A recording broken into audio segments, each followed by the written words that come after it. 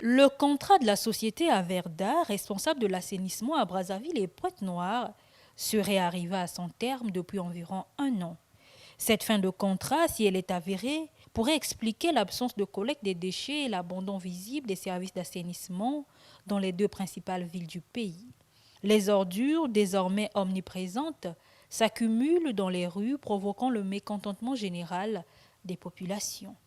Plus surprenant, c'est que malgré une contribution mensuelle de 3 milliards de francs CFA prélevés sur les salaires des fonctionnaires pour assurer la propreté de Brazzaville et Pointe-Noire, les rues demeurent jonchées de détritus. Ce prélèvement aurait pour objectif de financer le maintien d'un environnement sain, mais force est de constater que cela n'aurait pas suffi à éviter la crise d'insalubrité actuelle. La question qui se pose est donc la suivante. Pourquoi le gouvernement n'aurait-il pas anticipé la fin de ce contrat avec Averda? Pourquoi n'aurait-il pas désigné une autre entreprise pour assurer la continuité du service d'assainissement?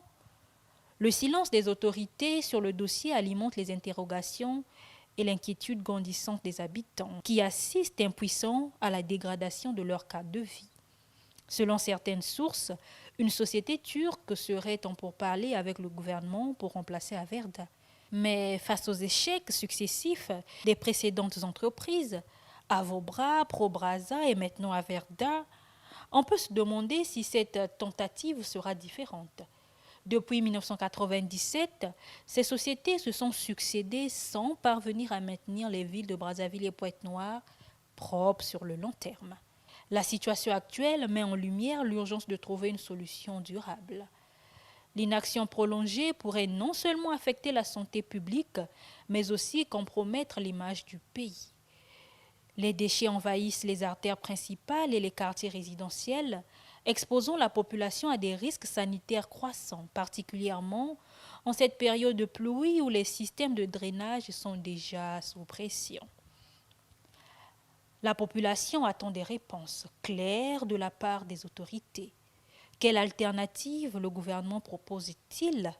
Quelles mesures concrètes seront prises pour résoudre cette crise de l'insalubrité? Tant que le doute subsistera sur l'avenir de la gestion des déchets, la colère et la frustration des habitants continueront de monter.